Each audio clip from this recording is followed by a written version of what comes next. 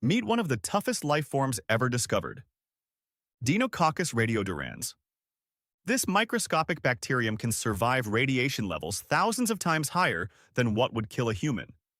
Radiation normally destroys life by shattering DNA into pieces. Imagine your genetic code as a book. Radiation doesn't just damage the pages, it shreds the entire book. Most organisms die instantly, but this bacterium does something incredible. It rebuilds its DNA, piece by piece. Inside its cells are multiple copies of its genome, allowing it to reconstruct its genetic code like a puzzle. Within hours, it's fully repaired. A dose of radiation that kills humans is about 5 gray. But Deinococcus radiodurans can survive around 5,000 gray. That's why scientists study it for surviving extreme environments, even places like Chernobyl disaster. A tiny organism with one of the most powerful survival abilities on Earth.